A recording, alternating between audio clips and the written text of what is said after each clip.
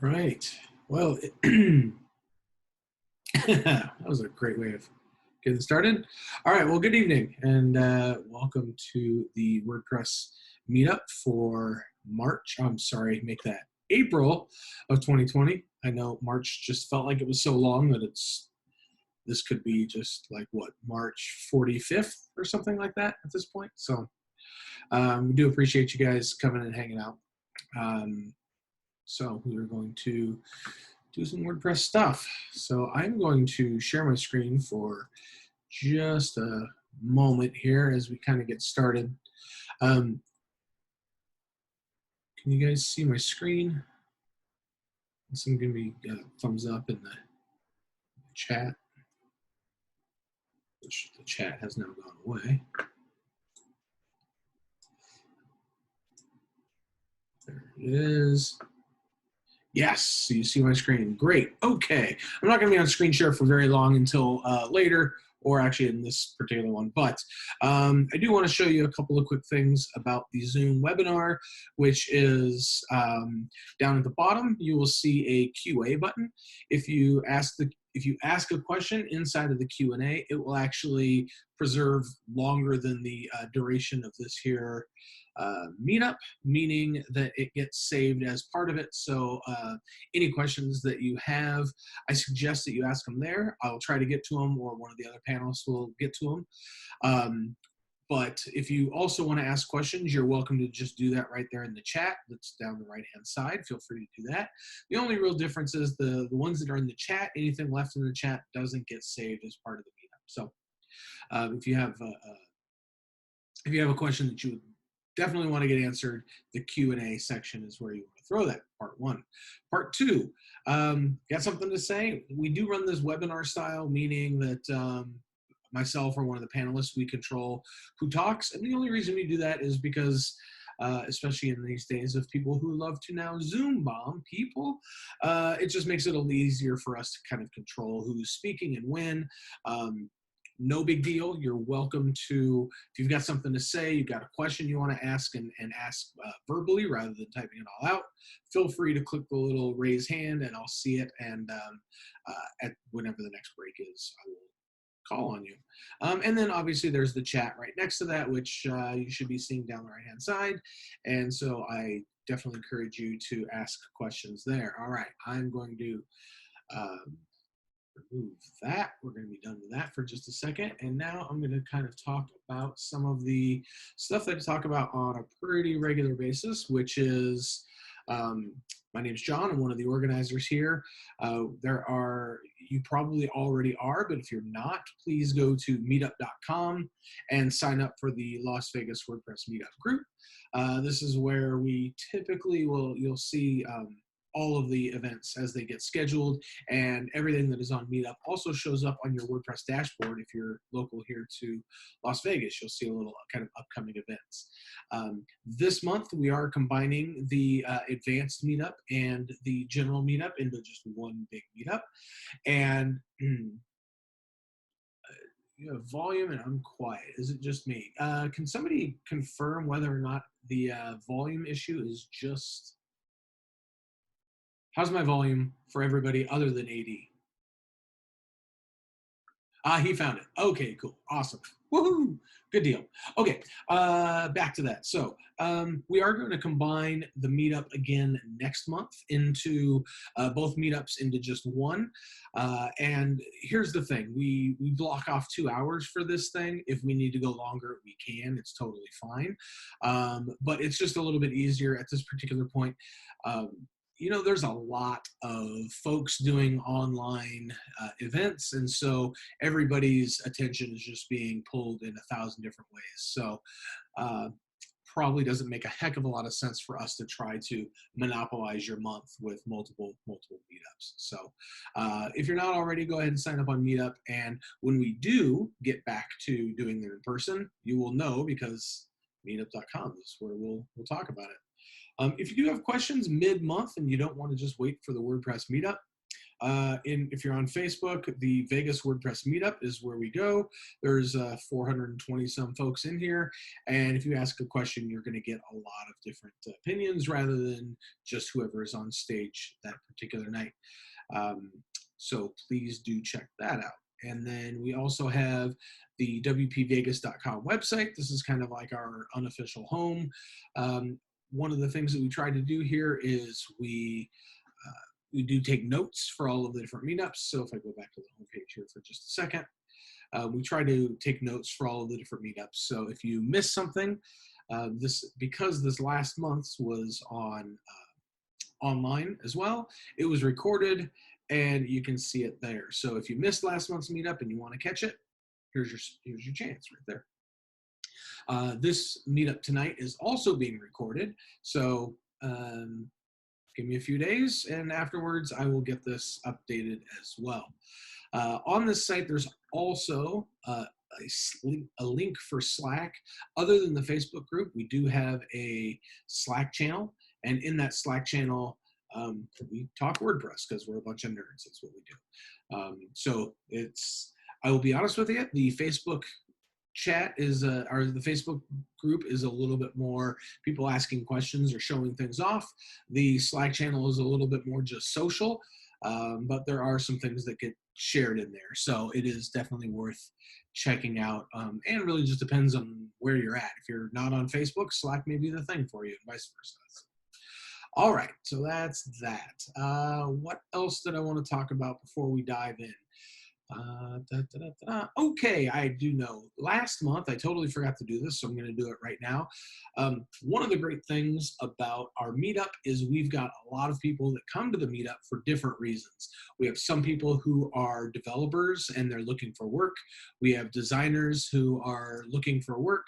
We have small business owners who are looking for developers or looking for designers or copy editors or anything under the sun. So what I'd love to have you do is take a minute or two and just do right in the chat. Feel free to just drop a quick little note about who you are and what brought you to the meetup. I love to hear what people are, why they're coming to the meetup. And then also the other thing that I'm going to ask for you to do is during this meetup at any point, if you have a topic idea for next month's meetup or for any upcoming meetup, go ahead and drop it into the Q&A section in Slack, in Zoom, and I will get that because,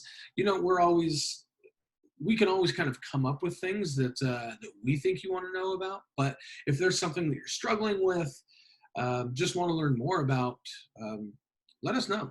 Let us know. We will definitely try to put something together to help you out there. All right. Also, I did talk about the fact that there are a lot of online events going on right now. And I'm going to share two with you that I think are pretty important. Primarily, I would say that our group is going to just be folks that are here in Vegas. Due to everybody being stuck at home and everything going online, we actually are in a really interesting spot where we currently have access to a lot of content that we wouldn't normally get to. I know Russ was on the the WordPress Philadelphia meetup earlier today, and that's just not something that you can typically do. He can't just pop over to Philly normally, but in these weird times, that is one kind of interesting side effect. So let me just share two things with you. One of them is WordCamp Europe. If you want an opportunity to learn a whole bunch about WordPress over a day or two, but hear it from folks who are maybe not in our same little silo of folks that we typically would hear from.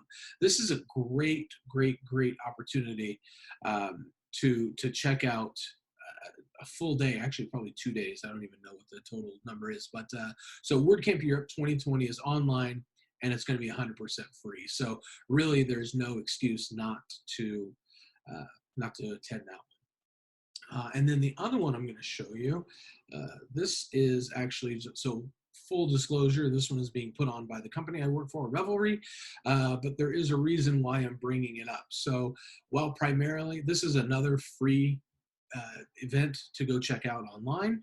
The reason why I bring this up, because I thought this was kind of neat. If you go over to the speakers, where is she? Right here, Lisa Song Sutton. She was Miss Nevada US in 2014. And if you look at the stuff that she's done, she is pretty much a rock star. Started her own business, law firm, I mean, tons of different stuff. So there is a lot of interesting things going on in here with Lisa. So I think this would be another event that this would typically be, I think this event normally is $500 to attend, and it's only in New Orleans. So the fact that it's now online, holy smokes, why wouldn't you just go attend it for free? I'm going to turn off my notifications as I see some coming in. There we go. All right. So I think that about wraps up the opening portion of this this year meetup. Does anybody have any questions before I get started, or actually before I hand this off to Scott for the first presentation of the night? So I'm going to just take a quick look through the chat, see if I've missed anything.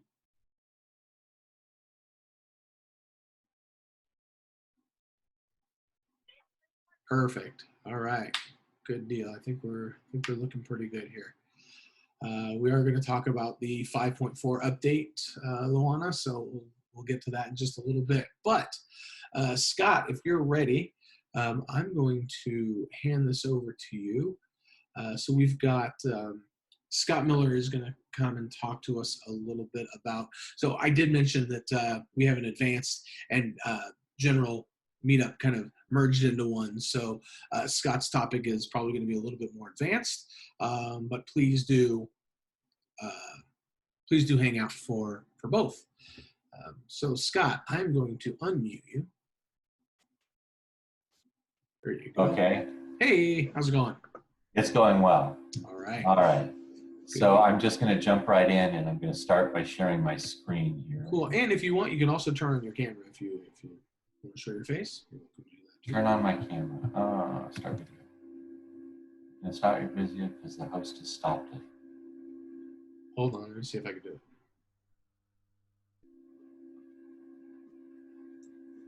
Nope. All right, so go ahead and share your screen, and is it letting you do that? Yeah. Hold cool. on. Sure. All right, then I'm going to shut up. I got everything. I'm going to shut up and take it away, Scott. All right, so tonight we're going to talk about using Docker with WordPress. There have been some talks about Docker, that one even at our meetup, and they were good introductions, but they didn't really apply it specifically to WordPress. So that's what I'm going to do tonight. Just a little bit about me. I work in various sectors of the computer industry for over 25 years. There's my contact information. The best way to get a hold of me is email, because I'm not that active on Twitter. And I wanted to just talk about a little bit about what we're covering tonight. We won't be discussing the installation of Docker. That's kind of its own topic, and it's different for every operating system. So we'll only be talking about the commands that are useful with WordPress, so there won't be like a complete menu of basic Docker commands. And of course, we're going to start with basic Docker and Hello World. Then we're going to talk about using more than one container at a time, and we'll talk about what containers are in the talk. And then we're going to apply that to a WordPress installation. Okay, so what is Docker? And there's the definition from Wikipedia. As you can see, it's quite a package. Basically, what this all boils down to is that Docker is a virtualization technology. It's like a virtual machine, but because of how it's set up, you can run this faster than a virtual machine generally, and on one host computer, you can have many more containers than you could have virtual machines.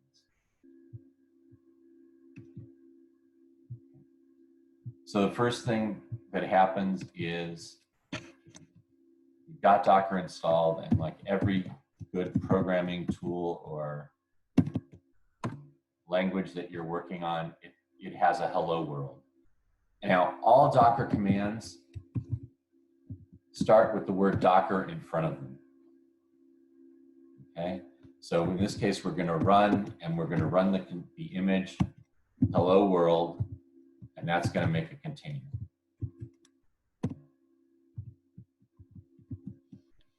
And here goes.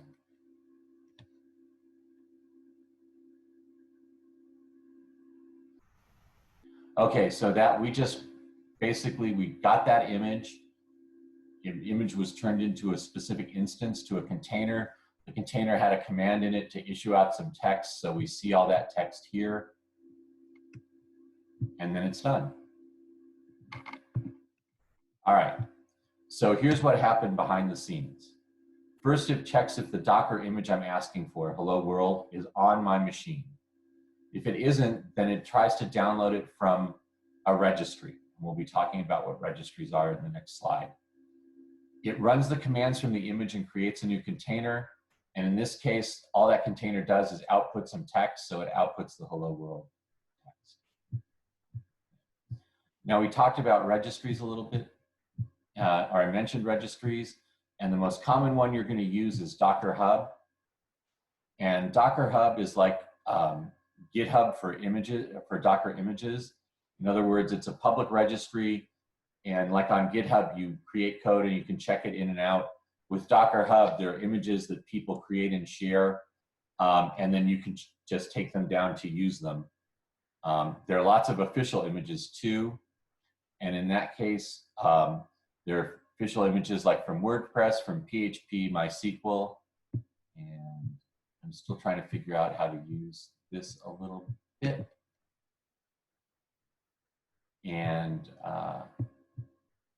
oh, okay, someone was just telling me that they emailed a question.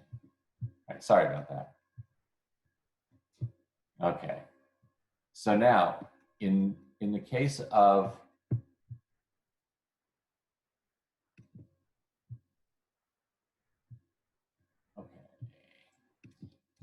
sorry, still trying to get used to all this. Hey, Scott, just so you know, you don't need to worry about the chat or the questions. I'm monitoring those for you, so you just do your thing, and if anything comes up, I will interject. All right, thank you. You bet. Okay, so now we were talking about images, and we were talking about that there are official images for WordPress, PHP, and MySQL. There are many more images on there. You should probably go around and experiment with them and have some fun. But if you're talking about using this on production, I would only use the official images. Now, we ran one container with one command. With WordPress, we actually need two containers because one is going to contain all the WordPress code and one is going to contain MySQL because you have to have a MySQL database to run WordPress. To do that, we're going to use a different feature. We're going to, rather than do this all with Docker commands, which you could do, but it would get rather complex, we're going to use something called Docker Compose. All right, and as an example of that, we're going to run a quick little voter app. It's still going to be a single command, but we're going to introduce the idea of you need to have a Docker Compose YAML file, and you'll see that it starts several containers at once. All right, so now,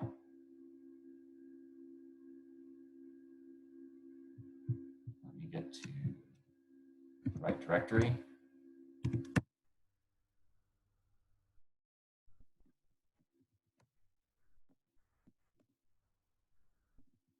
Helps if I type correctly. All right, so we have an example voting app. And it has a Docker Compose file in the directory. And the reason that I changed to the directory is you can actually point to any Docker Compose file on your system by using a flag with the command, but it's easier just to actually be in that directory. It looks for the file in that directory, and when it finds it, it uses it. So let's look at a Docker Compose file.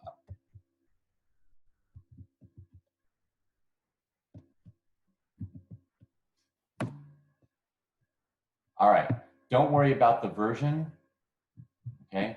And don't worry about the networks, all right? You're not gonna use those very often, you know, in your basic build-up for WordPress. But there are a couple things to note on here. okay, there are actually 5 containers that are being run here. Vote, result, worker, Redis, and database, DB. Okay? And we're going to talk a little bit about all of those. The first thing to note is the build isn't in the Docker registry. It's actually going to a directory on my computer. So it's not going to look at Docker Hub or anything for that build. It's going to look right on my machine. Okay? The next thing is that once it builds it runs this command, which happens to be the app we're going to use. And the other thing to note is, see this 5080? Basically, because you're running a web server inside this particular container for Vote, it's going to make it expose it to 5,000 on our local host. All right. Obviously, if you have several different containers all using 80 internally, you can't have them exposed all use 80 externally. And the same thing down here on the result, we'll use 5001 to get the result container information in a web browser. Okay. The other thing to note is this idea of volumes, and we're going to come back to that, but basically what it's saying is it's making the volume, the files that are inside the container available on the host OS in a specific directory. And we'll talk about that more with the WordPress image. So now I'm going to run this, and it's going to bring up, like I said, it'll be available on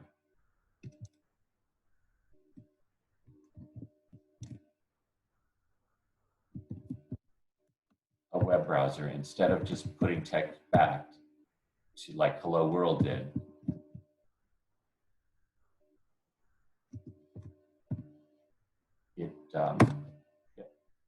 Okay, and there you use the command up instead of run.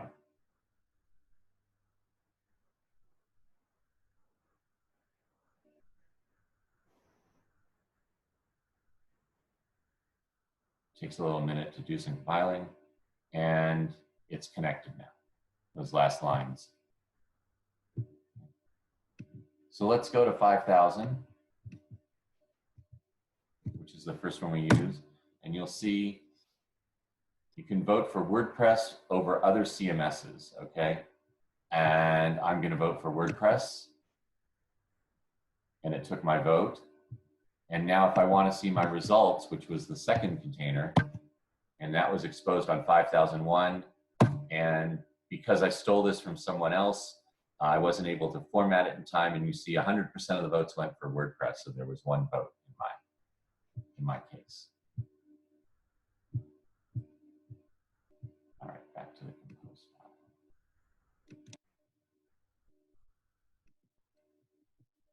All right, I'm going to stop the container, which in this case is just Control-C. And to show you that it's stopped, I'm just going to try and access this again. And you see it's. So containers are ephemeral. As soon as you stop them, they're gone. Everything in them is gone.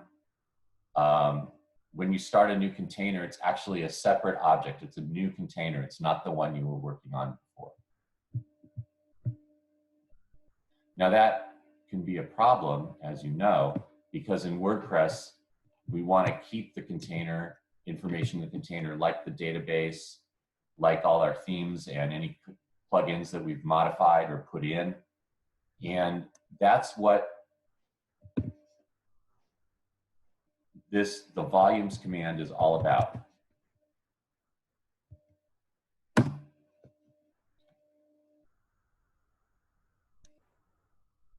And if you look at the DB, see it's got a DB data area, and it's going to take this. This is always the external. The external is always in front of the internal when you're doing commands like ports or like when you're doing volumes. And here's the name DB data, and it refers to something inside the container, bar load Postgres data, which of course is where the data tables in Postgres reside.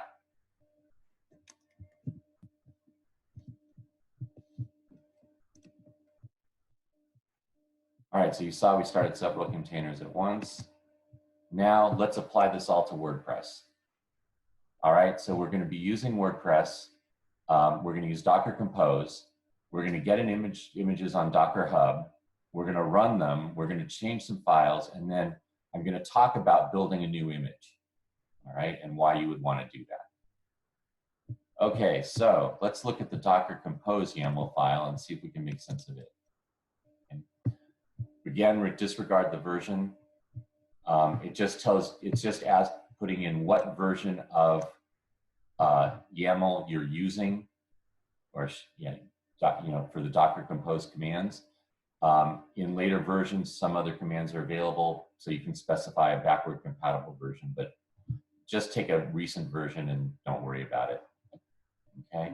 Now you'll notice that we have a couple commands here that we're familiar with. Notice I'm using an image. This one is going to be either on my local machine or in the registry, Docker Hub, and that's WordPress latest.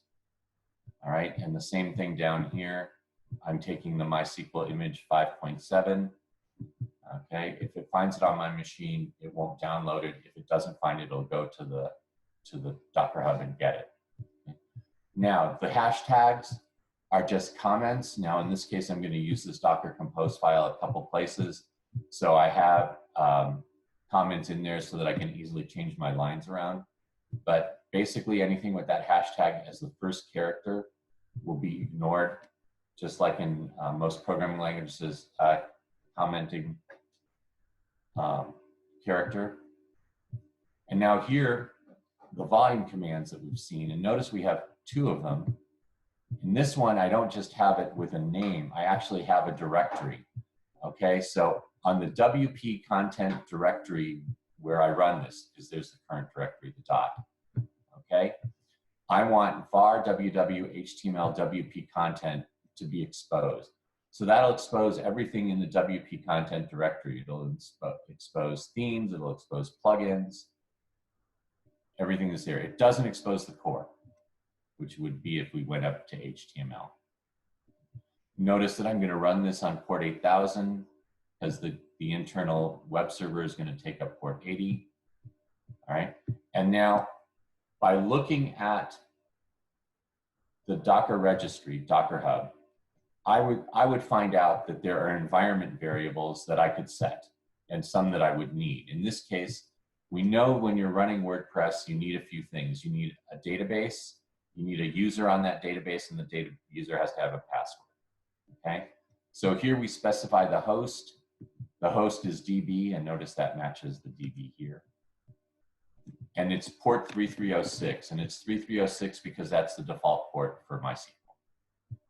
We then set up a WordPress user with a password of WordCamp. And then if we come down here and look at the DB container that's going to run, you'll notice that some of the stuff matches up. You have to have a root password for MySQL. We want it to have a WordPress database, and lo and behold, it's going to match up. It's going to have a WordPress user and a WordCamp password. There are ways to, when you're using these in production, not to have this stuff out exposed in text files, but that's really kind of beyond the scope of what we're going to do here tonight. All right, so we learned, of course, that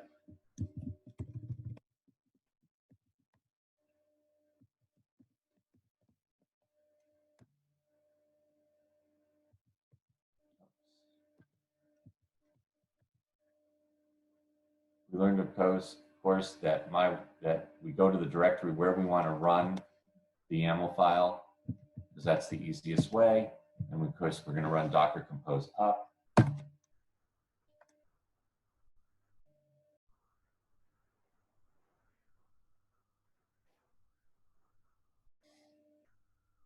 Okay, and now you can see it's ready to run in the foreground.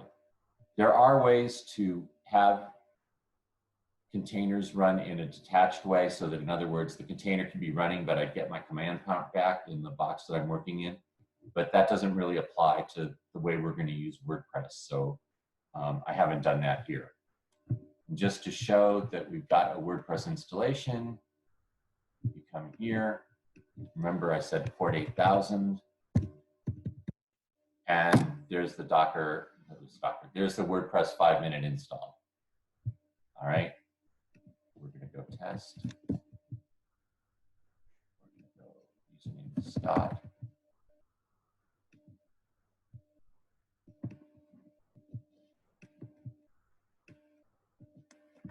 Secret. Confirm password. My email is Scott.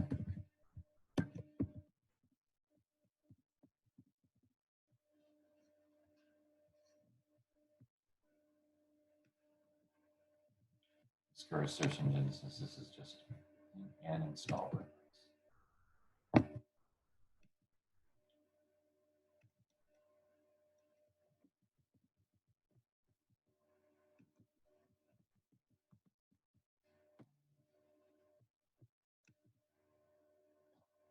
All right, and there we are. You see you're back on the dashboard. And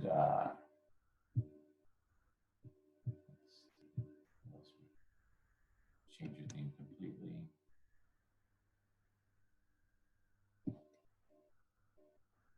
You have your choices of all the different themes, just like you would in a normal install.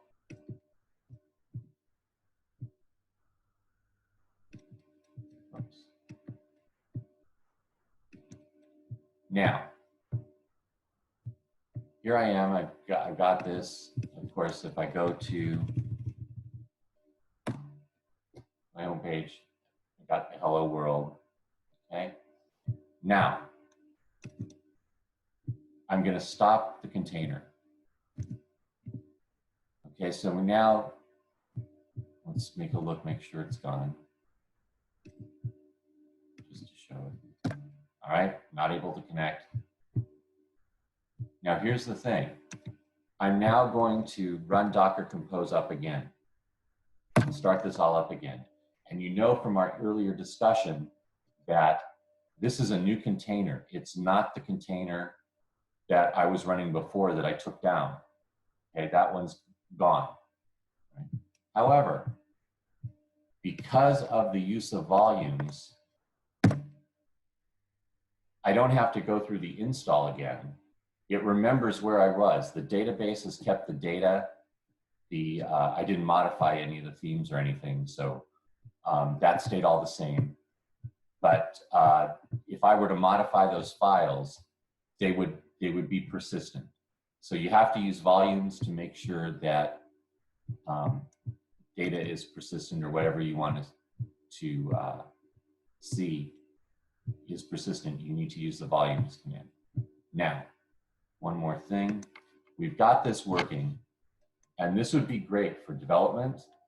You can see, because you have access to your files with your favorite development tools outside of the container.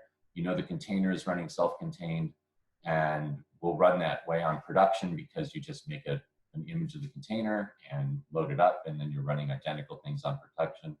That kind of eliminates it runs on my machine kind of problem that you have sometimes when you push something to production. But to do that, you need to build a new image. Now, we're going to talk about this, but we're not going to actually build an image. Okay?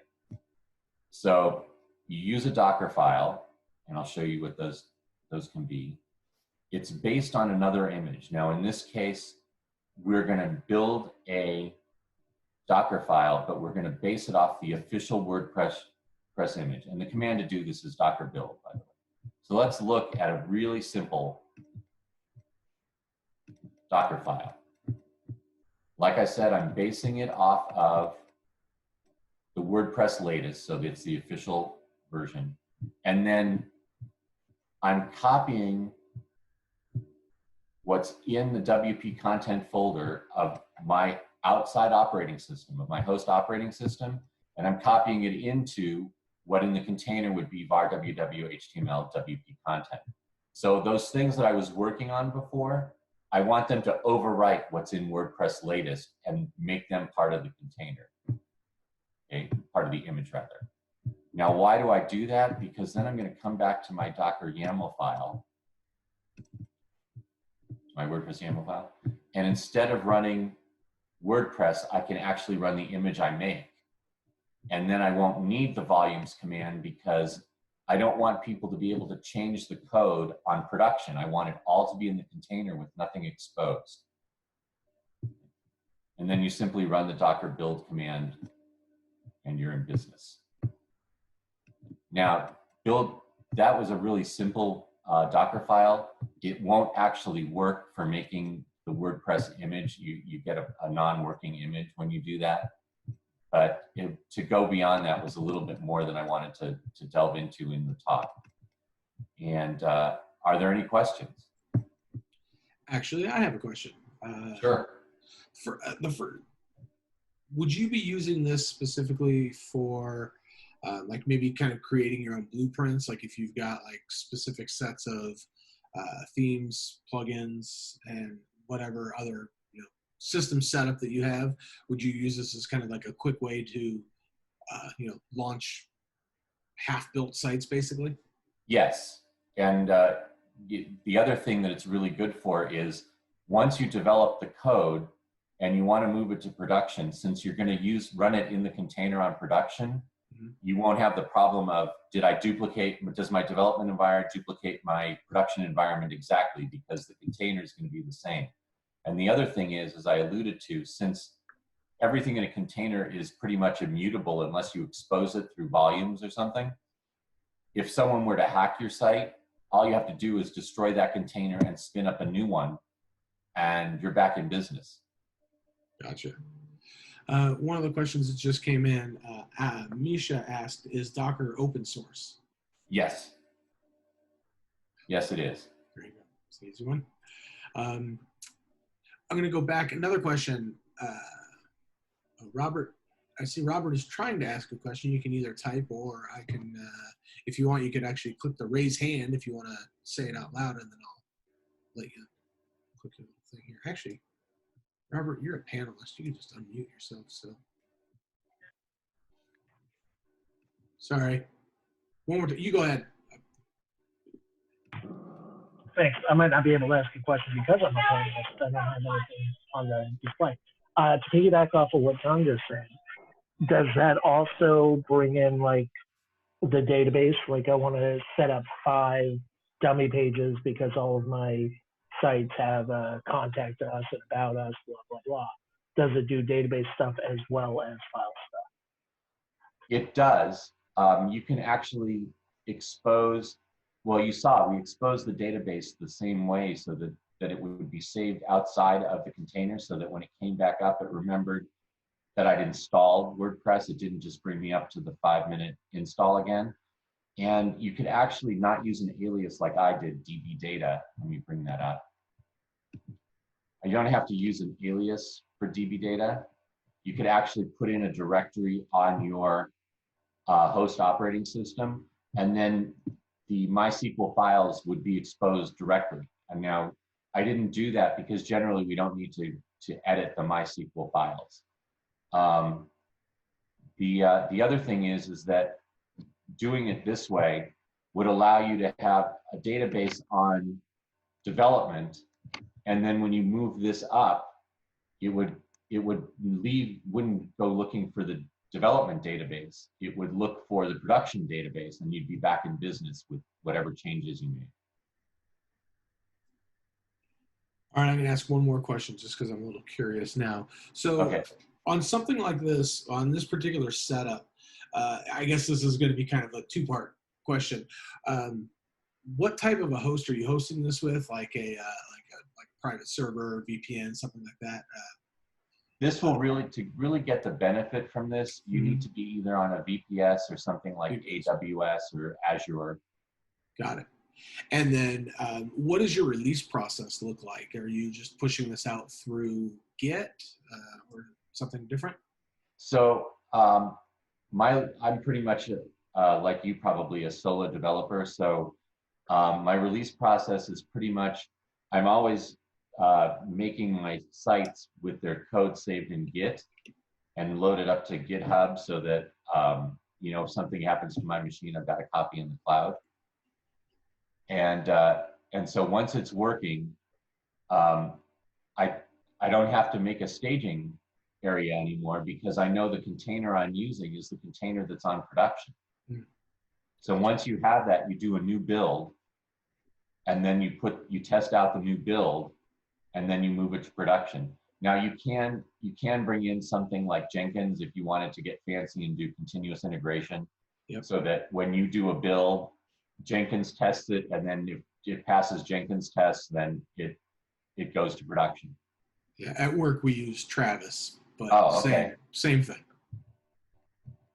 And if you ever really just want to beat your head against the wall, just go try to set up Travis. It's fun. So, good deal. Awesome. Do we have any other questions? Give this just a second to see if anybody throws anything into the chat room. Okay. All right. How do we set up how much memory Docker uses? I'm not sure. I know in a PHP container, so that's not the WordPress container. I'm not sure if you can set it in there. In PHP, you have access to all of your PHP ini settings that you could put in your Docker compose file, and so you could specify the amount of memory there. As long as it's not more memory than you have, you're in good shape. All right.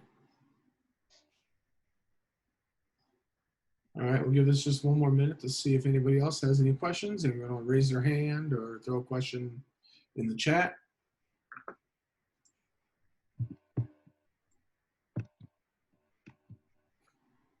Scott, are you going to hang out for a bit this evening? I am. Awesome. All right. Well, then I'm going to say thank you very much for the presentation. If anybody does have any more questions that you think of after Scott hops, after I hop back into the driver's seat, then yeah, just throw them in the chat and we'll get them answered for sure. So thanks so much. All right. I'm going to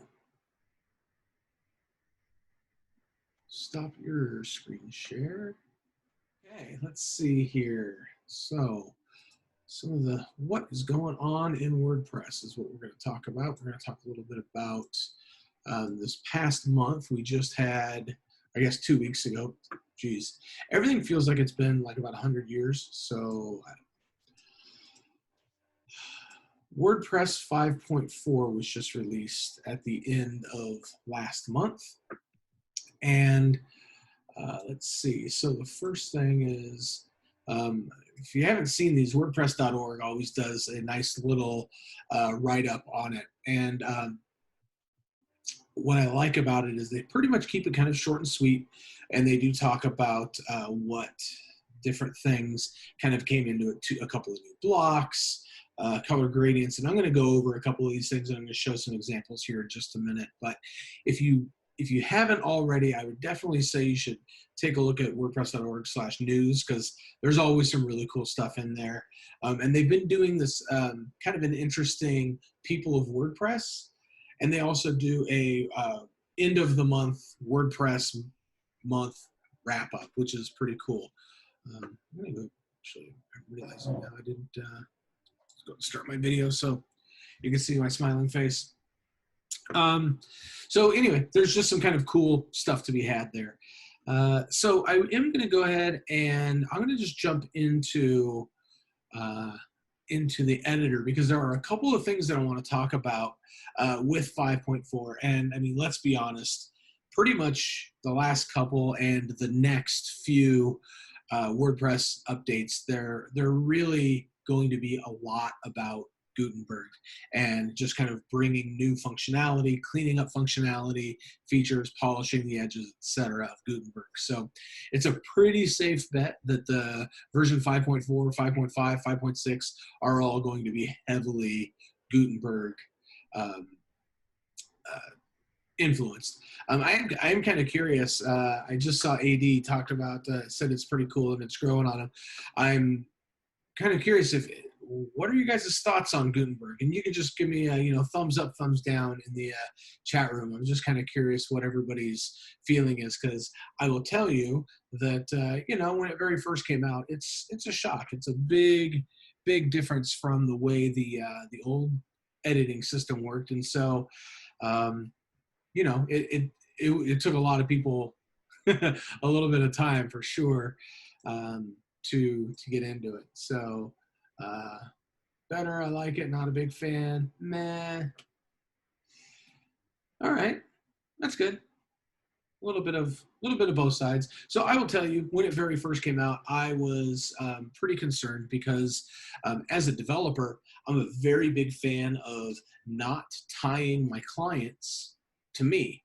I think that's kind of the whole point of how awesome WordPress is that you can go to a developer, have them build you something that is even, you know, crazy complex behind the scenes, but in theory, you as the end user or the owner of the site, there's no reason why you can't be adding new content, pages, posts, making changes to the menus, etc. Like, you should be able to do all of those things. And when Gutenberg first came out, that wasn't exactly the case. There's just a fair bit of a learning curve. So yeah, I was a little bit of a naysayer at the very beginning, but not gonna lie, every single release is just another step closer to that world domination that WordPress is looking for, because you've got sites, things like Squarespace and Wix and some of those other ones that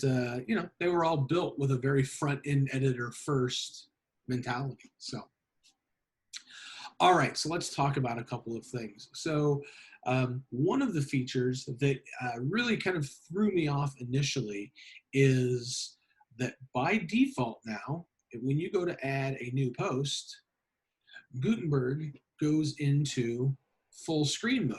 So all of a sudden you're looking at this and this can be a little daunting. You're like, what the crap? Where did all my stuff go? I should be seeing a lot more. So I want to show you a couple of quick things that are pretty interesting. So the first off is the W right here. This is going to just take you right back to the list of posts. So there's that. So let me hop back in here again.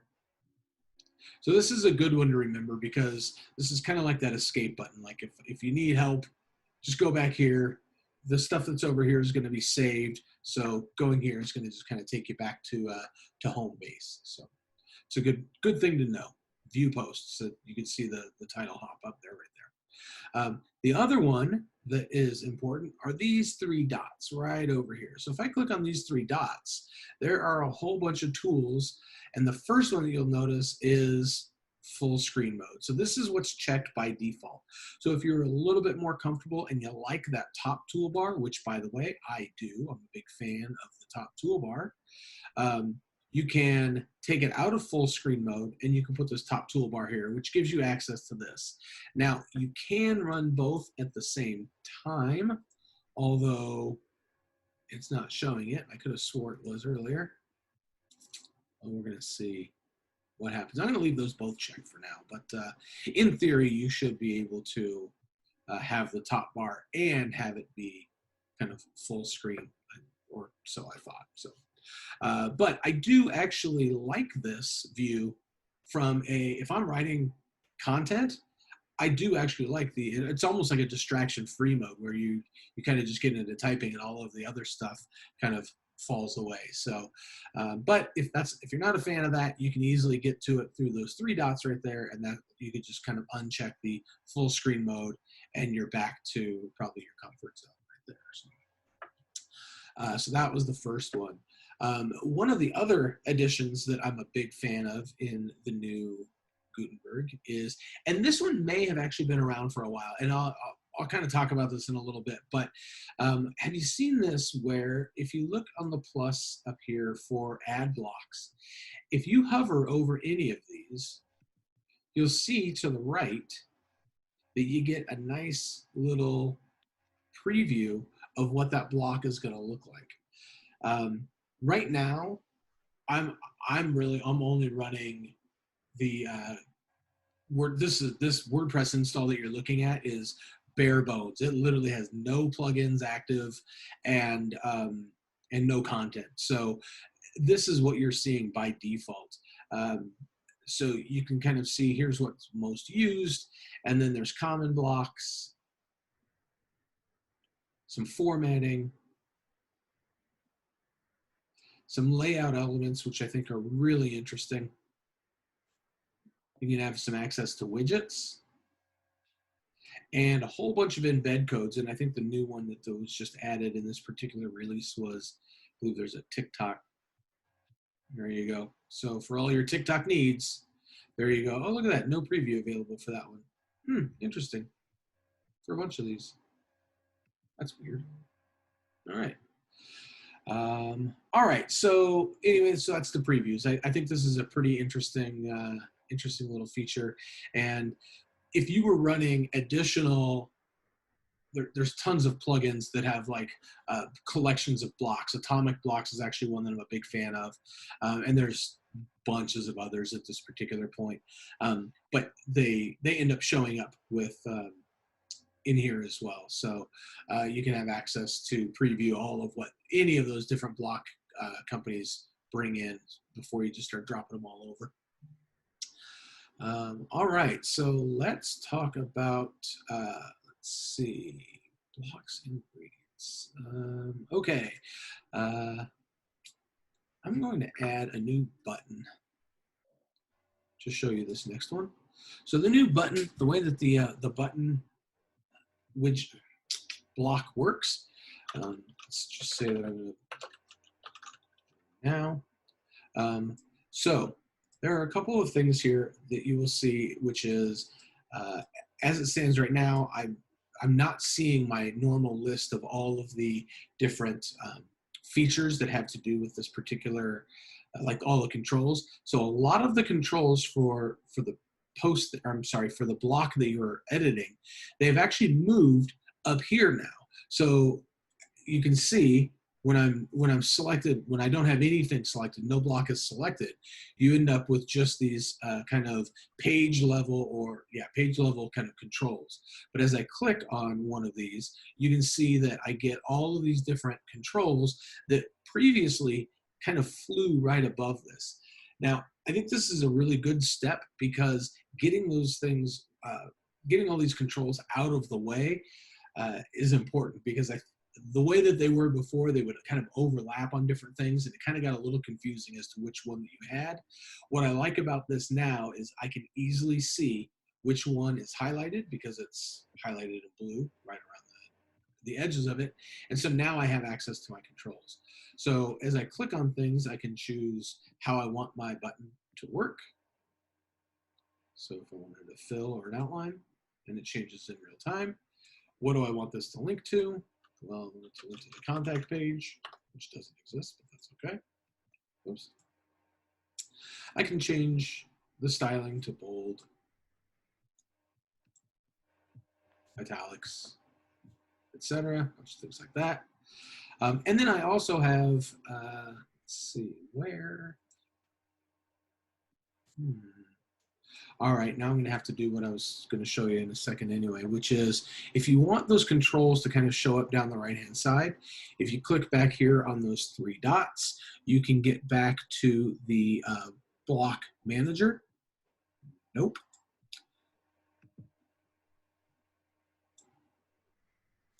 Let's try this again.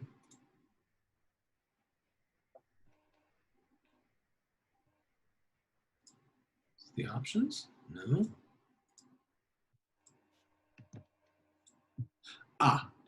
Sorry. It's under these three dots, which are the show block settings. I got somebody who is no longer on mute. If you don't mind, could you throw yourself back on mute? Okay, so if I click on the show block settings, now I have access to all of these controls over here. So I can change things like the background, colors, and I can also mess with the background. I can set a gradient.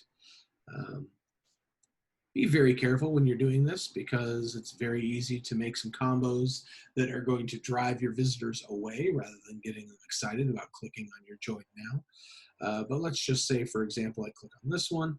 The new gradient tool is pretty cool, where you can easily just change.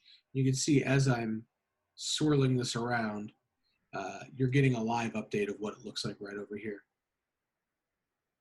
let's go ahead and make that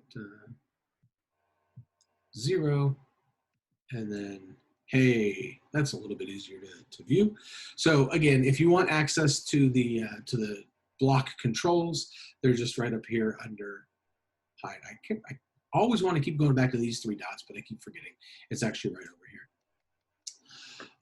All right, so what is the next one that I wanted to show you? The next one I want to show you, which is, let's just say, for example, that you have made this new button, and now that you've kind of defined what this button looks like, you want to reuse the same button over and over and over again. So what you can do is, rather than having to always go back in and make all of these edits to get the color scheme and the angle and your border settings and all of these things the way that you want them, did you know, this was a new one on me, that you can actually save your buttons? So if I click up here into the 3 dots, you can add this as a reusable block. So if I, all right, I thought that was going to give me some more information, but it did not. Let's see here, give me 1 second.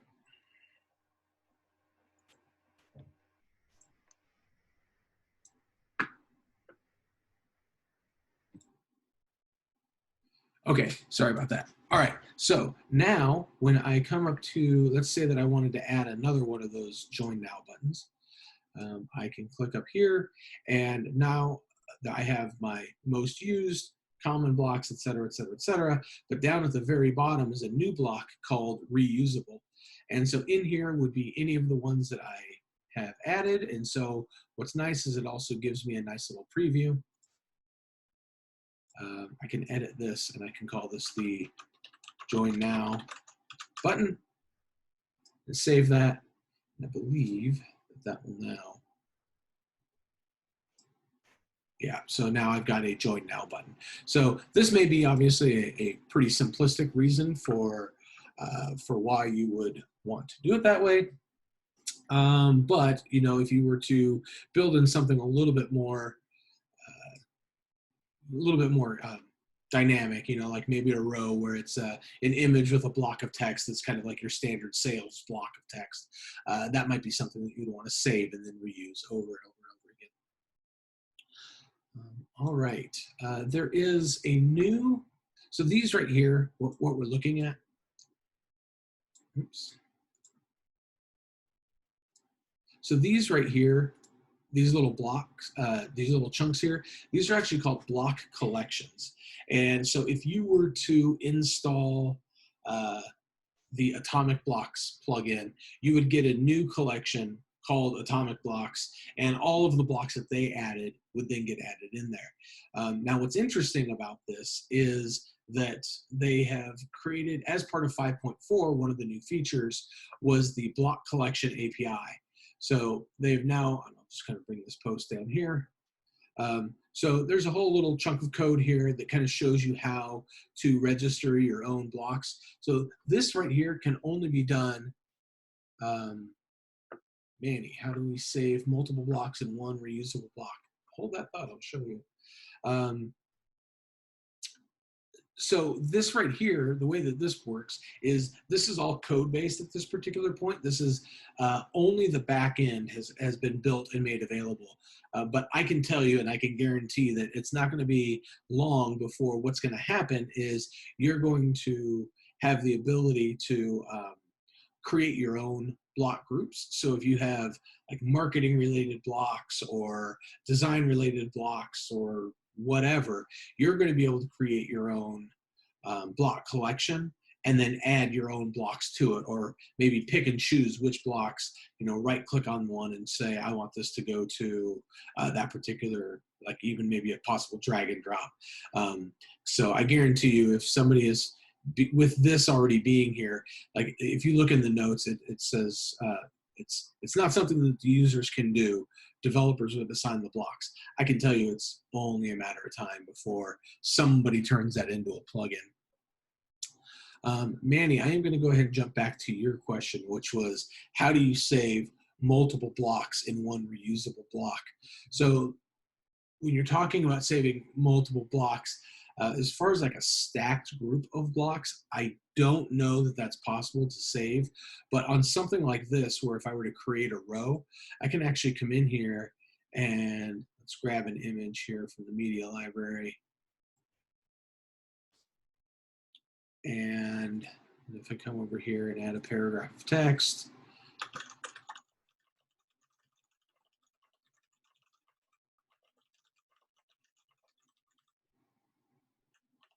and then if I wanted to also then add a button,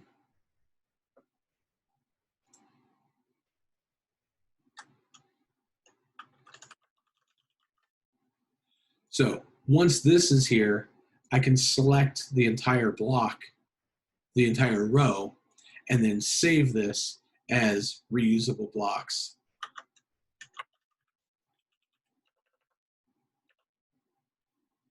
I can't spell.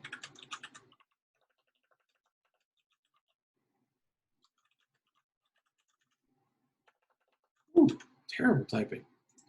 So now that that's saved, if I come down here, I can add from reusable, and it will add all of those in all at once. So Manny, I'm not sure if that answers your question 100%, but that does work, and you can actually add, you know, like this, where you have a column that has multiple items in it. So I think you could probably get away with most of the things that you're trying to do. But as far as like kind of adding like a big chunk of different items, that I'm not so sure can be done just yet. Anyway, I think the block collections is going to be kind of a neat thing coming up here pretty quick as well. And this is not something, for me, I'm very, very comfortable, and I use the mouse on it's just kind of my default. But one of the big pushes that's going on with Gutenberg is really trying to get to a way more accessible, friendly interface. That was one of the big knocks on Gutenberg at the very beginning, and they are doing a heck of a lot of work. When you read the announcement post, I think accessibility is one of the very first things that they talk about as far as being something that they really worked on behind the scenes. And to that end, you can now see there are a whole bunch of new keyboard shortcuts. So if you click on the three dots over here, click on keyboard shortcuts, there is a ton of different things that you can do. There's some global stuff, shortcodes, block shortcodes, text formatting, etc. So a lot of these, I'll be honest with you, I have not messed with these very much at all, but if you are a keyboard warrior, this is probably a feature that you are going to be a big fan of. All right. Okay, so I mentioned that, let me just hit publish on this real quick. So if I click on this, I didn't even give it a title. So there you go. So there's our buttons and our reusable rows. Okay, so what I had mentioned was that this particular site that I'm working on, example.local here, doesn't have any active plugins at the moment. But even though Gutenberg has been brought in and is part of WordPress core at this point, and does every single time there's a new core update, which happens between 3 and 4 times a year, Gutenberg does get a update, which is great. But there's something that you may want to know, which is WordPress has been doing, they've been doing this for the past couple of years, where when they've got a big feature that they want to kind of propose bringing into the core, what they'll do is they'll actually work on it as a plugin. And so a lot of the development happens over in GitHub. But the Gutenberg plugin, if we go over here to the WordPress repository, plugin repo, there is the Gutenberg plugin. And you can see that I have it installed, I just don't have it activated at this moment, but I can go ahead and do that. Not only is there a plugin here, but you'll notice that this got updated 2 weeks ago, was the last time it got updated. But the development for Gutenberg actually happens over on GitHub. So So if you go to github.com/WordPress/Gutenberg, you can get access to literally the leading edge of what's going on in Gutenberg. So the stuff that's happening here, you may not necessarily want to push it out to your server, live server immediately, but what happens is, even though WordPress core will update Gutenberg for you 3 or 4 times a year, the Gutenberg plugin is getting new stuff added to it regularly. And so on a far more frequent basis, the stuff that's happening here inside of the development in GitHub does get pushed out as a plugin update. And so if you want access to kind of the latest and greatest of the solid features that will end up in the next version of WordPress, I strongly suggest go ahead and grabbing Gutenberg plugin and activating it. I will tell you that they had like 3 or 4 or 5 different blocks that had gotten added over the months prior to WordPress being released with 5.4. So, which I think one of those blocks was actually a social icons block. Let's see. Luana says, when you make a change, does it change all of it? And I think she's talking about the reusable blocks. So that is a great question. Let's go find out, because I'm kind of curious as well.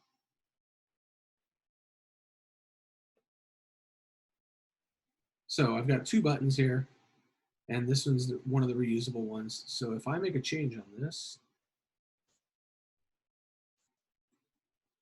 okay, reusable block, create content and save it to you for you and other users to reuse across your site, update the block, and the changes apply everywhere it's used. There you go. So that actually answers that question. I think this is probably step 1 in a reusable block feature. I will tell you, I use Beaver Builder for a lot of my site building, and they have 2 different types of global or reusable items like this. So they like reusable rows or different tools, and they have, one is the opportunity to make something a global reusable block, which means if you do change it once, you change it everywhere. But they do have another one, which is I could use this as kind of like a starting point. So I might have saved an image with the proper border spacing and padding, and then all of the different buttons and whatnot, and I could drag that in, but then go change the text. So yeah, so this is probably going to be a little bit limited. Yeah, Robert, basically a template, exactly. So, again, Gutenberg is going through so many changes that this is probably just one step towards the ultimate goal, which is probably having a little bit more freedom in that. Okay, so Chris Rogers had a question as well.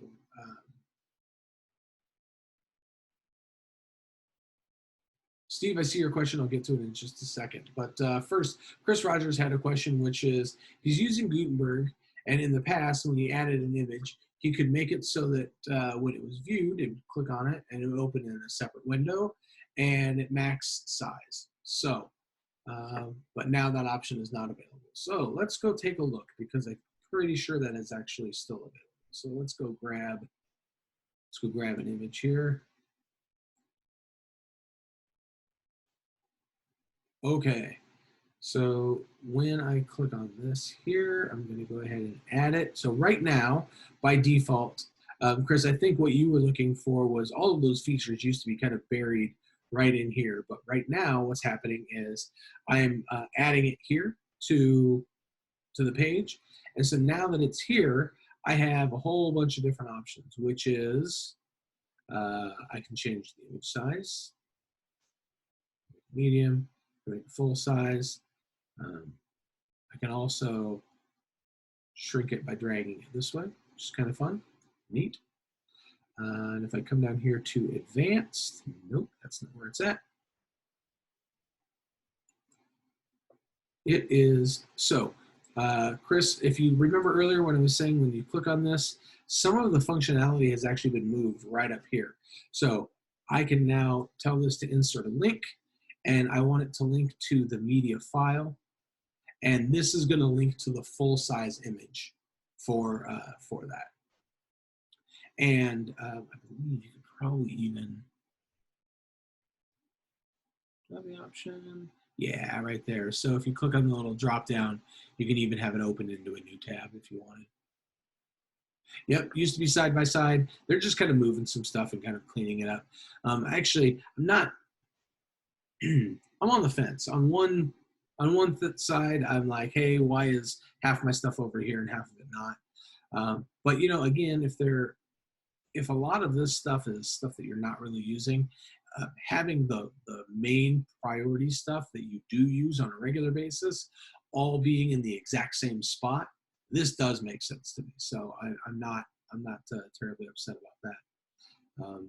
But you know, you still have access to all of the different alignments. You can easily move the whole block up or down, et cetera, et cetera. So cool, awesome. All right, so let's see. I answered that one. Answer that one as well. Let's see.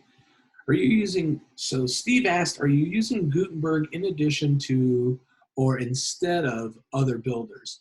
So that's a great question. A lot of times, you know, it's really depends on what you're working on. So if I'm working on a site like here.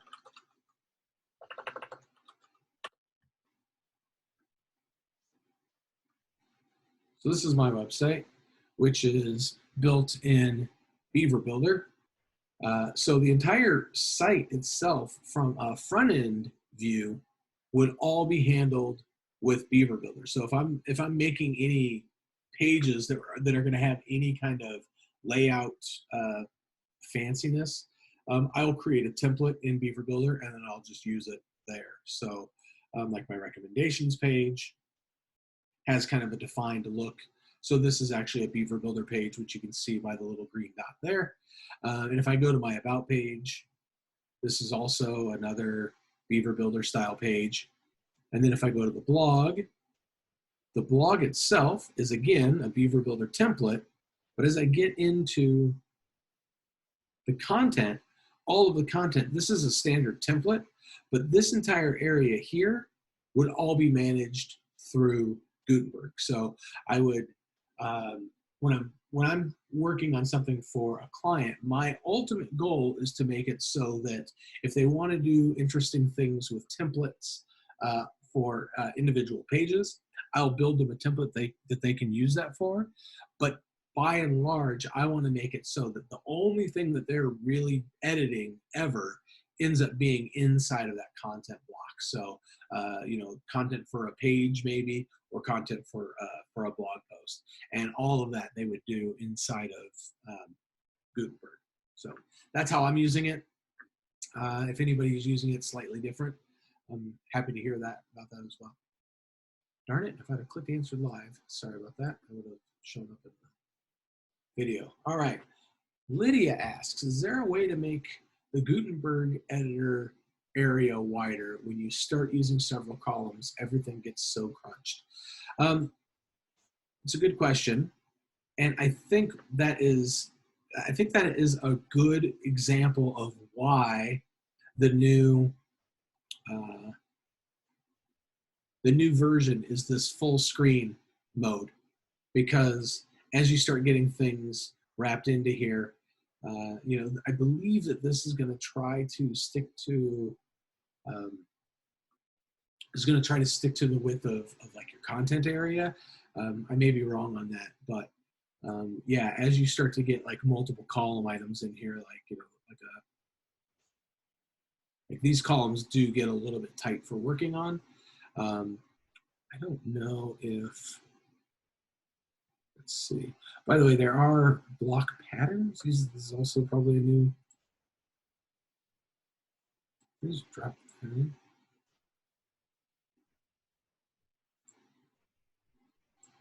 There we go. Yeah, I'm not sure. I'm going to throw this out to Manny or Robert. Do you know if there is a way to expand the width of this particular editor? Even though I'm in full screen mode, it's still kind of tight, or is this just trying to stick to the width? I don't think there is. I think you'd probably have to zoom out on the browser itself. Yeah. That's zooming in. Yeah. Oh, yeah, I'm sorry. Yeah, I was just a jerk to you and I was 100% wrong. Yeah, zooming in on gotcha. The, that's the only thing I can think of. So, John, what theme are you using? This is 2020. I see. Yeah, so probably not. Could you add a hook? You could probably possibly do it with some admin CSS. Can you see if there's a container div that's being applied to that?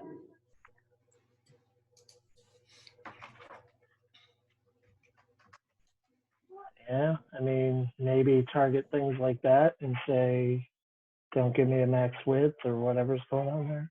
Yeah. You can see. It'll take a little bit of coding. Yeah. There we go, max width 610. Did you see it? Block max. Oh, right there. Make it higher. Make it 1200 or something. There you go. So you can do it on the fly, I guess.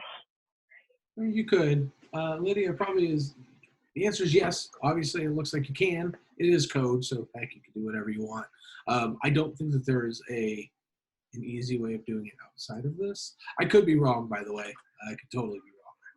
I'm fine with that.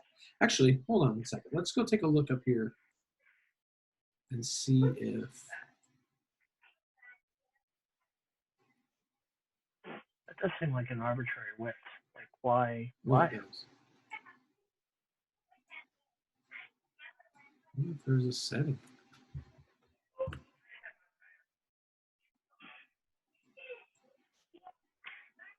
Can the customizer do back-end styling, or is that only front-end? Well, let's go take a look.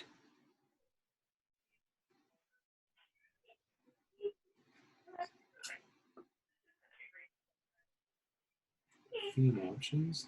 Nope. Like the additional CSS. Yeah, there's not much in here. Yeah, this is going to be on the front end. It's not going to be on the back end. So, okay. All right. So I think the short answer is not easily. Probably can be done, but would probably require a little bit of hoop jumping. Maybe a quick little plugin to throw some CSS on the back end. All right. Who was it that asked that? That was Lydia. Lydia, if you want to ping me on Slack, I can put something together really quickly. There you go. Free development. Robert said so. Oh, or Manny might have come to the rescue. Look at this. We'll take a look. So Manny brought up this post here.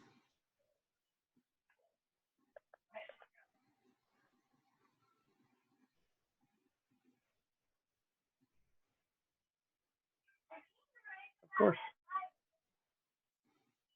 Access block toolbar and pick.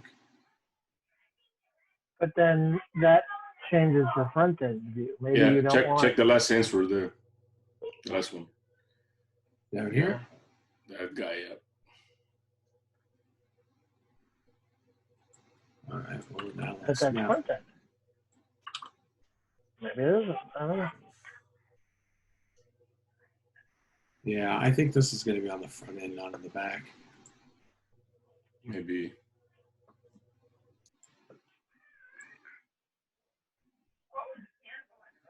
Yeah. Yeah. Not quite what we were shooting for, but Robert said he'd built something for you. He wanted to go, yeah. All right, let's see. We have another question here. In Gutenberg, how can you change the block from one type to another? Change the paragraph to a heading without deleting and starting over? That is a great question.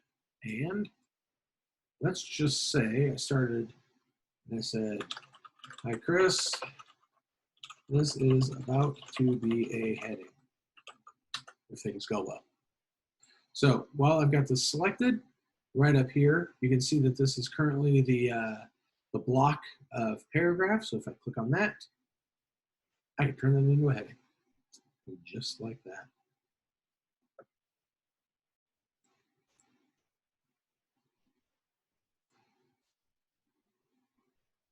Awesome. And some good Gutenberg questions tonight. This is fantastic.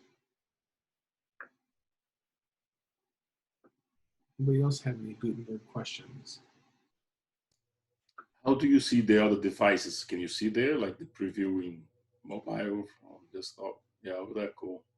Yeah. So you Right can there. just change. So this, you can actually edit in the view for the different items. So I believe if I go to preview, it might even carry that over. But when I do that, is it apply only for that particular queries? Oh, like if you make a change? Or is it for both? So I think the question that you're asking is if I make an edit right here, let me grab If I can change a style or something. right. So if I make a change to this, is this going to change only for, let's bring it down here like this, but now I say, well, show me the desktop version. Yeah, it's still, yeah. So the edits that you're making are global, correct. Yeah. Mm-hmm. Yeah, that would actually be a really nice feature, being able to make changes. And I mean, again, that's something that you can do in some of the page builders, is switch that to, make changes that are specific to each of the different types of devices.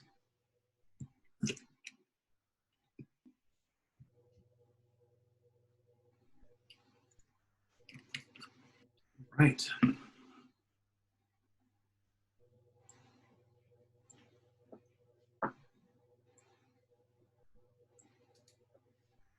Good deal. All right. Do we have any other questions that I can answer? And at this particular point, oh, go ahead, Manny. Can we already create headers and footers and sidebars, or not yet? Just no, not at this point. I mean, the Gutenberg is still basically managing just the content area, not. Go ahead. There is something in the plugin that offers that, but you have to kind of like opt into it. Really? Yeah, I forget exactly where it is, but I saw it just the other day because someone was showing off how it's. Yeah, I mean, it's coming. Yeah, it's coming, but yeah, it's going to be an interesting one. so when we install the plugin, Robert, does it take over, or you can like switch on and off between the plugin and the built-in one? You know? It takes over, so. Mm-hmm. Yeah, it just updates it locally. Yeah. I see. So you are using the plugin right now? I am right now, yeah. I see. So here we go. Let's go down to experiments. Let's take a look. Enable widget screen, enable blocks, enable full site editing. Warning, this will replace your theme and cause potentially irreversible changes to your site. Yeah, I'm in. Full and then site. do that one too.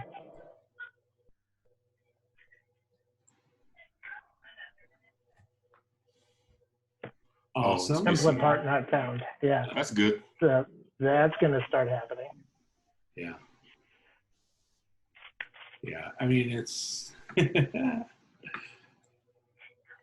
going to be interesting. I'm actually surprised your site didn't break entirely. That was pretty good, I thought. Yeah.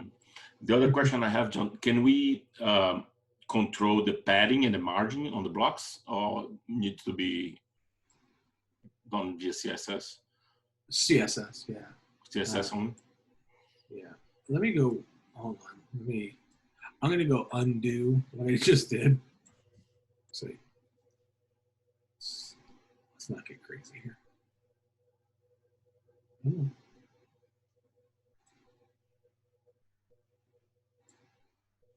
It's about to tell me too late. You already started. You get the fire hose. Okay, so if I go to, oops, that's not what I need to do. All right, so if I go to Hello World, and edit. So if I add a button, let's say,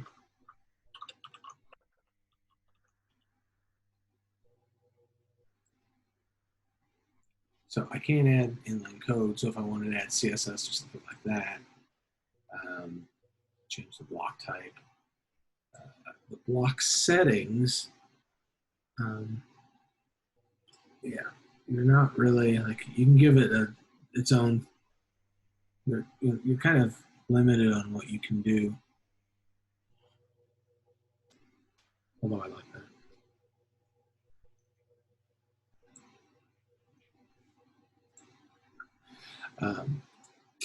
Yeah, as far as being able to set the padding and things like that, you would have to do that at the CSS level.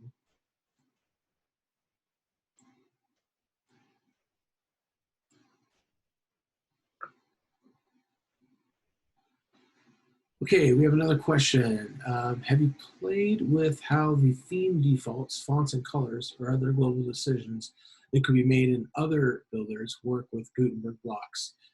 Do these hold? Really should be reading that after I click this because I think it jumps to it. So let's go to the customizer for a minute. And so when you start talking about theme defaults, fonts, and colors, so much of that actually relies on the theme itself that you're working with. So if I go to customizer here, I can set the background color, and I can set the foreground or background and header colors, and I can choose a specific color here. And so you can see that it's changing my button color. And this was the default button that I had not, I hadn't messed with. So right, if you remember, I went in and I specifically changed these to have a gradient. But by default, this is what those look like here. So when you make this change, this particular change is only going to affect the things that the theme have been set up to modify. So these will hold, and they will hold across any of the items that don't get set specifically. So like I did here, like when I went and changed those colors. Otherwise, you would get what the theme allows you to, or what the theme is kind of set up to do. The 2020 theme obviously has a very sparse list of features here as far as what it's going to do.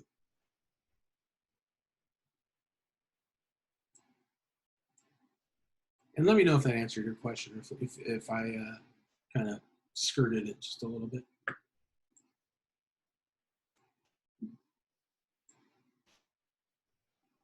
All right. Oh, cool. Excellent. Chris Rogers has a question, which is, I just built a site with Theme 2020. There is kind of a function in Theme 2020. You can specify menus to be in desktop versus mobile. Let's go take a look.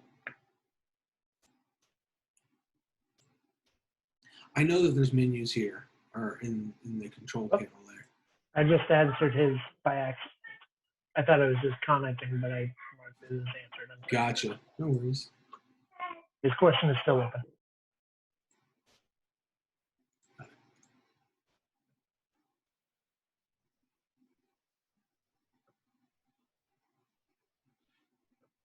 Hey, Chris, are you open with can I turn your mic on and get you to ask that question, or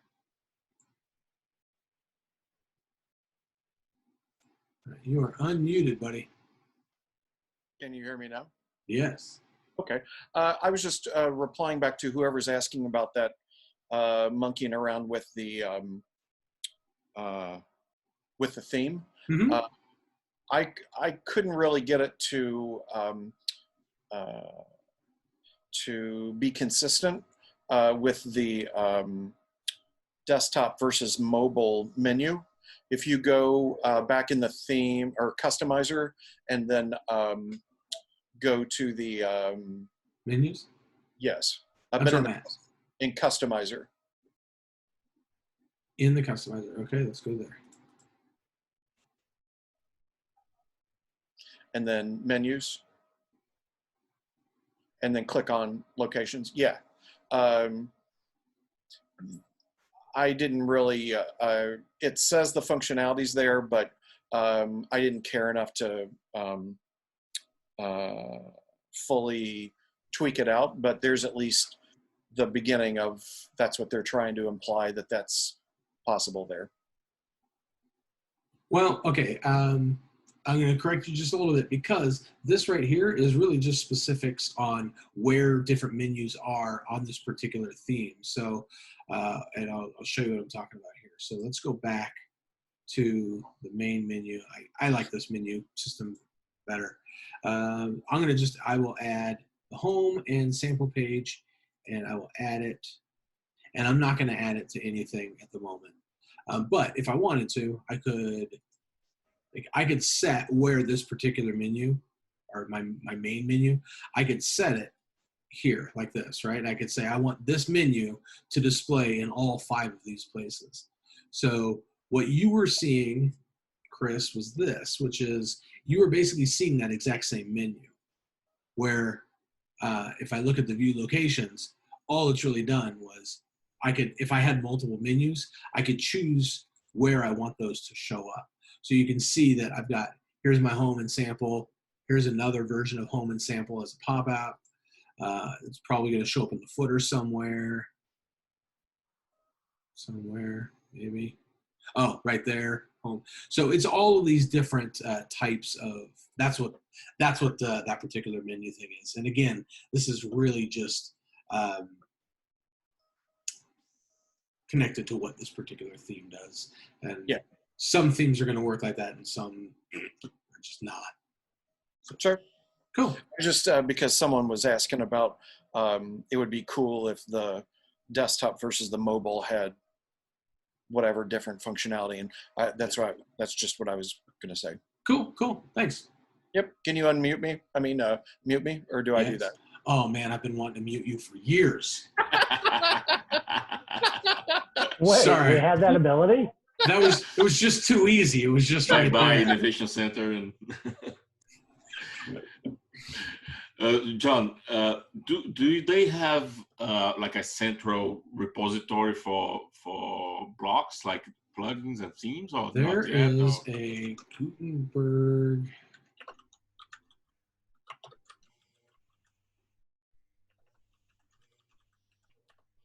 block directory?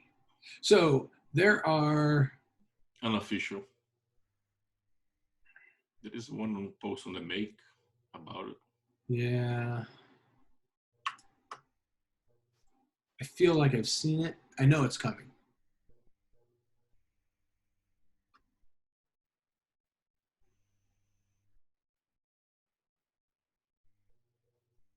So yeah, so I think this is them still just kind of talking about it. I don't think it's actually happened yet, but I'm sure it's coming. And you know, there's some really great plugins already. You know, Atomic they were a theme company. They have a theme called Atomic Theme, and I really like it. It's a great theme. Well, Atomic got purchased by WP Engine, and so it is, or I don't know if they got WP Engine or Studio Press, but I mean they're all one now at this point. So, but I'll just go ahead and activate that one, and if I go to add a new post, I'll just show you a couple of what they have in here.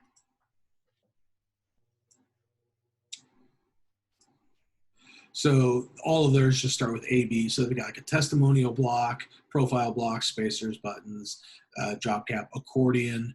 Their accordion is pretty nice.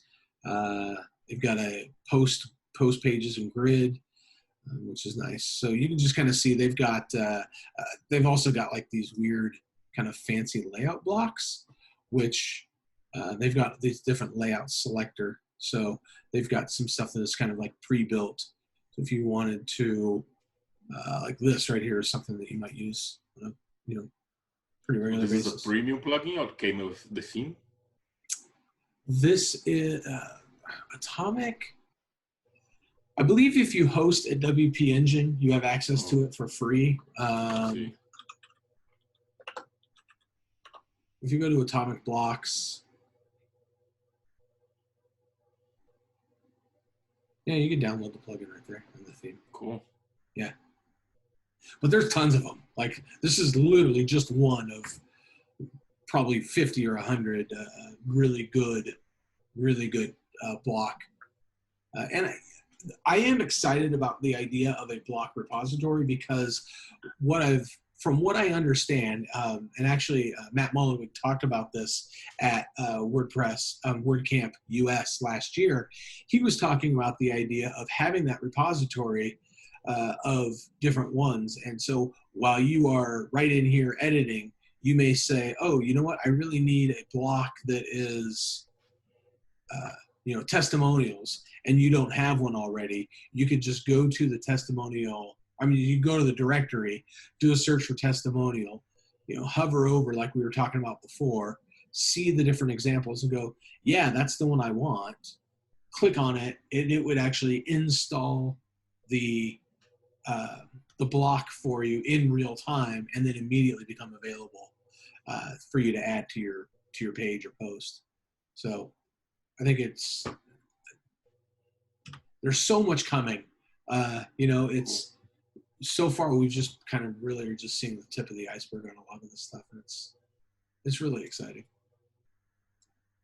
Cool, thanks. Yeah.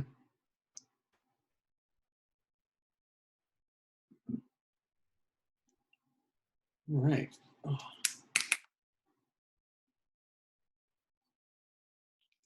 Anybody else have any questions? Comments? Chris, thanks for taking that the way that I meant it. No hard feelings, obviously.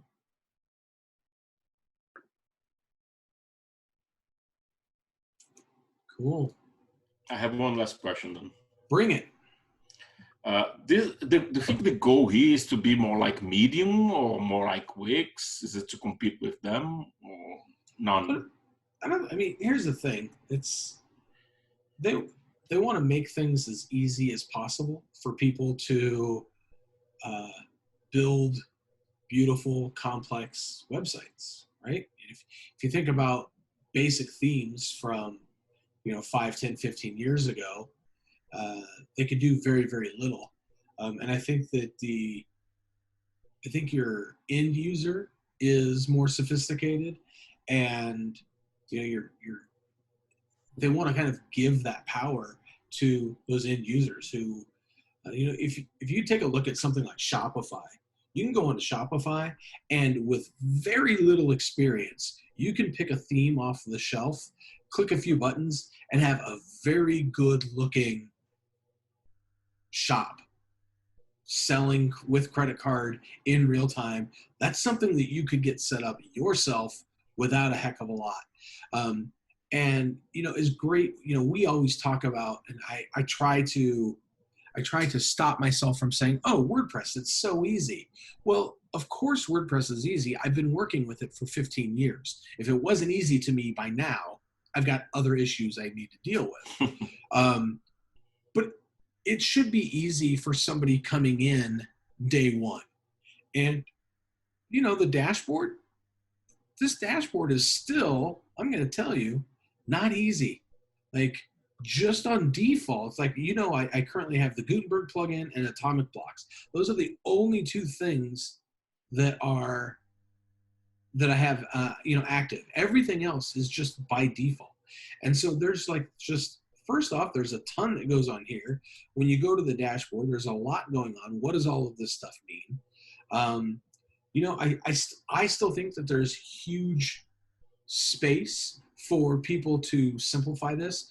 I've talked about it for years where I've always thought that the idea for the dashboard should be like, okay, great. What type of user are you? Are you a developer? Do you want to never look at code ever? Because if you never want to look at code, like we could hide so many things. Like, so a lot of the stuff with the customizer, that stuff needs to be just like, if you look at the customizer, it is not an easy tool at all. Like, it takes a lot to figure out what the hell is going on. I mean, a lot of the stuff, yeah, you could read all of this, but people aren't going to. They want stuff that's going to be very simple. Like, I want to be able to get an understanding of what the heck does this mean, or what does that mean instantly with visuals. Give me a graphic. Show me what you're talking about. So yeah, I think that there's just still, for as great and as far as we've come over the past 15 years, I think there's just an absolute ton of growing that can still be done, and bringing, you know, just bringing on new users into the WordPress space. All right. And again, like I said at the beginning, as a developer, my goal, I want to build something. If you came to me and said, hey, build me a website, I want to build you a website where when you're done, you never need to talk to me again if you don't want to. Chris, I can't answer that. Nice try, buddy. But I'm going to watch the show in like an hour, and hopefully they'll answer for me. So cool. Well, all right. Super curious. I would love feedback if you guys don't mind. Would love to know what you think about this particular format. Obviously, we don't have a heck of a lot of choice for how we run the meetups right now. Online is kind of the way that it's going to be. Next month, we're going to do another joint meetup where it'll be the advanced and the general meetup combined again. And you know, we set this up for 2 hours, and right now we're at 1:45 basically. So I think it was good. It felt good to me as far as the length of it goes. So let's yeah, I mean, if you guys have any other questions or topic ideas, let's hear it. And you can always throw those onto what is it, WP Vegas. If you want to go complete that form over there, that comes right to me. And then I typically run that by the rest of the folks who are presenters, and we try to figure out who's going to do what. So yeah, awesome. Well, I appreciate everybody. Are you open for other questions? Steve, yeah, what do you got? You want to type, or do you want me to open up your mic? I'll open up your mic. Hold on 1 second.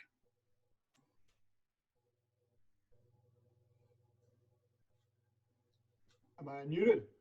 There you go. How you doing? Appreciate it. Yeah, so I have, there were two issues that I'm kind of running into and I could use a little direction on. One is I've got a situation where a customer gets to the checkout page and I want them to be able to select either ship it or a local pickup. But when they do a local pickup, I want to have free shipping and add tax. And when I ship it, I want to do just the reverse. But I can't figure out the settings to get it to do that. Manny, you want? Hopefully I've explained that correctly. Yeah, I was thinking here, I don't know if out of the box you have that granularity for shipping in WooCommerce. But what came to my mind, the first thing that came to my mind was the table rating shipping. Have you seen it? Maybe John can bring it up. I have seen it. Yeah. The issue that I'm running into is when you set up, so there are zones that you can set up if you're familiar with that, and classes, right? You set up your zones, you set up your classes, and it'll say, you'll have a tax class that says no taxes, but it's still assigning taxes on just a standard on a standard rate when I don't want it to do that. Yeah, table rate shipping. Yeah, that's the one. Yeah, the challenge that, well, I'll have to look at it. The challenge I'm having is that when you set up a global, right, everything is taxable, I can't get it to untax it if I'm just doing shipping. Yeah, I gotcha. I know what you're trying to get to. I have not seen that myself as an option. Got Yeah, it. you can always hit that number 7 them and contact them. They get back to you. You know. Yep. Questions and support. Yeah. Yeah. Okay. That's a good one. That's a that's a good challenge. What was your other one? When I find out the answer, I'll let you know. Hey, actually, honestly, when you find out the answer, if that's something that that you can figure out, I mean, think about just putting together 4 screenshots, and we would love to have it on the next meetup. Darcy's been egging me to get on and do a presentation, so once I figure it out, I'll do that. Done. All right. You heard it here first, folks. All right.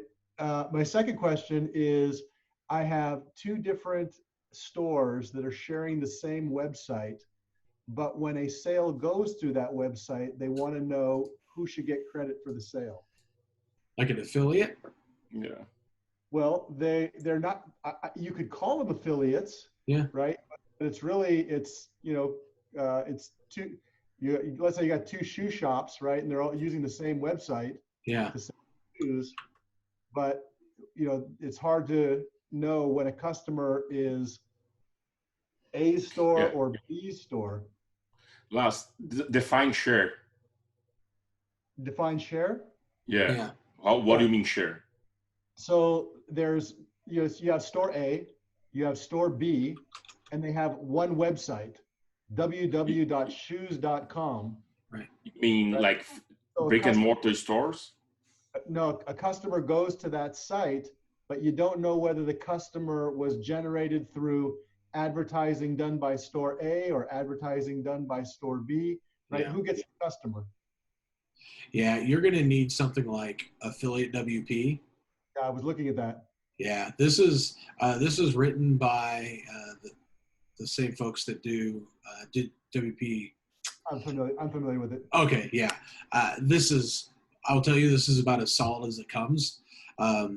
If you need tracking and want to be able to kind of, so what you would end up doing is, even if you're not going to pay the affiliates separately, if you just want to be able to kind of easily track where different stuff comes from, you know, you can give referrer 1 and referrer 2 and just let them go to town. The other option would be to do something along the lines of setting up Google Tag Manager. And then, but then the problem with setting up Google Tag Manager, you can do it. I've been learning a lot about Google Tag Manager the past couple weeks, and you can totally do it.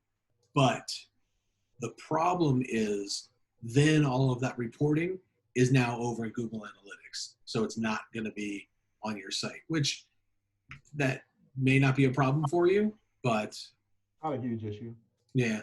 How does that look on the front end to the customer? They wouldn't know. No, I mean, how does it look when because they're going to have to, if I'm doing an affiliate program, right, they're going to have to put in some code. No. That.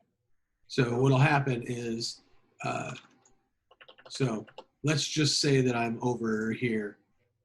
You've got different advertising on different sites, right? So you've got Google ads running. So when you go to Google ads, and it comes time to, and it says, well, what is the URL for the website? Right, just tracks it. Right, you're going to go like this. You're going to say shoes.com/affiliate ID equals 123.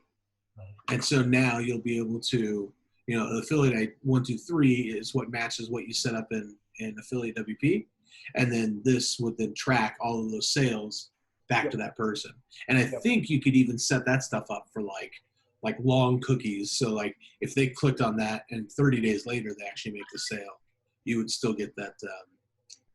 They would still get the credit for that. Right. Yeah, I agree. That sounds great. Yeah. Thank you. So yeah, absolutely. And then you can do the exact same thing for, so yeah, you could, if you wanted to, you could get real slick. And I think with affiliate WP, you could even do things like source equals Google versus source equals Facebook and stuff like that. So I think you could manipulate it so that not only can you get which store should get the credit, but also then Which source from the store. yeah, exactly. Right. So you could get real granular if you wanted. Yep. No, that's great. Great. That's why I come here. And this time you didn't have to leave the house. How great is that? Even better. Good deal.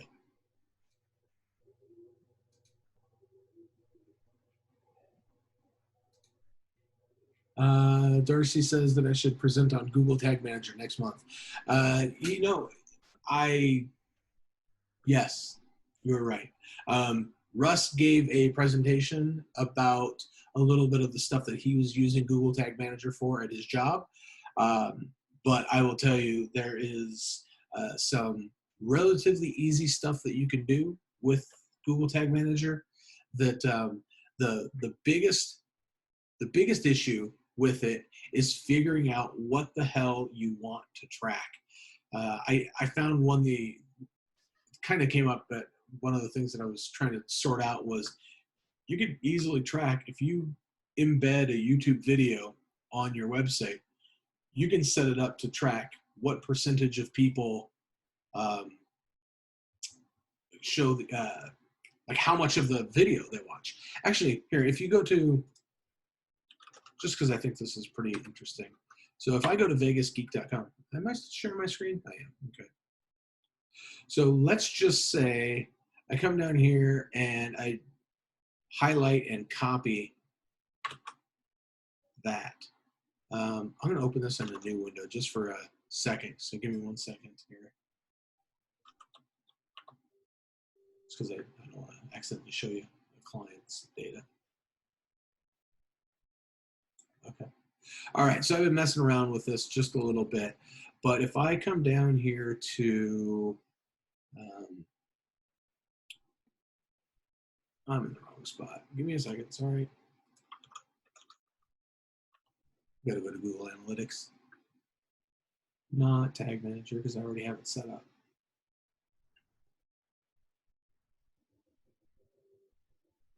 Okay. So if I go to reports and I go to events or real-time events,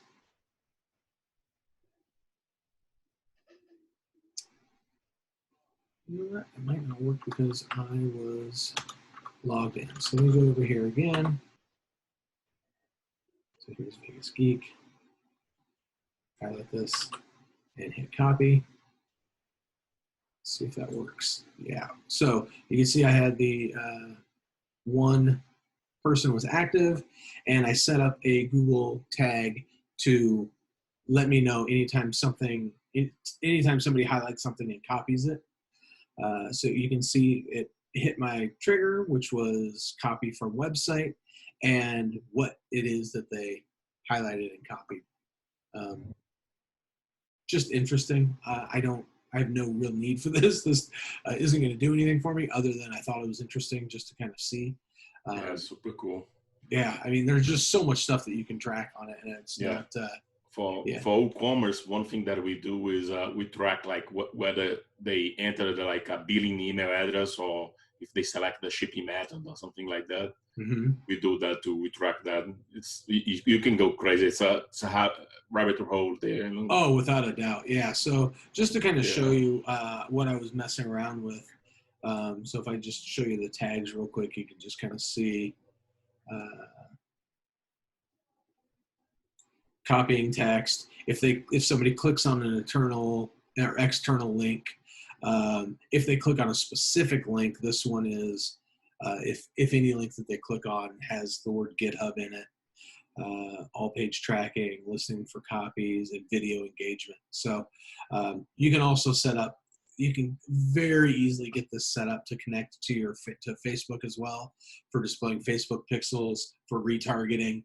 I had never really looked into what the process was for any of that, but my God, it is so simple to do. I will tell you that Google Tag Manager, there's a little bit of hoop jumping because you can set up variables, you can set up triggers, and you set up tags, you can set up all this different stuff. So it is a little bit of a rabbit hole, but I would say if you have a couple of like things that you might, if you've got like a download for a PDF, like for a free PDF, or you're curious to see how many people are actually going to a page, but then don't do anything after that. I mean, you can set it up so that it'll pop a message like when they get to the order page. It's like, hey, you got to the order page. Click here, do this. So yeah, it is a rabbit hole. I'll put some stuff together, and yeah, I could definitely put something together for next month because this is a fun one. You know, when we were hosting our meetup at the Innovation Center, it would be right about this time where I would say, hey, look, you don't have to go home, but you can't stay here. And please push in your chairs. But since you're all at home, I don't care if you push in your chairs or not. But thank you very much for coming and hanging out with us. There are a lot of online events like these going on right now, and I strongly suggest that you just eat up as many of these as you can, because there's just tons of people giving away a crap ton of free information, and we're stuck in the house. Let's put this time to some good use. Come on to something like this, get one or two small ideas, and then go hit up Google and just search and just go to town and learn all you can. For me, I've been going on to udemy.com, and that's where I actually that's where I was learning about Google Tag Manager. And you know, for a $12 course, I've probably now, like, I just came up with another thing that I could bill clients for. So now's the time to go level up, folks. Thank you guys all so much for coming and hanging out, and keep an eye on meetup.com. We will be doing this again next month, and we will be combining it again as one big meetup, not broken up into 2 next month. So, all right, that's it. Have a great night, and we'll talk soon.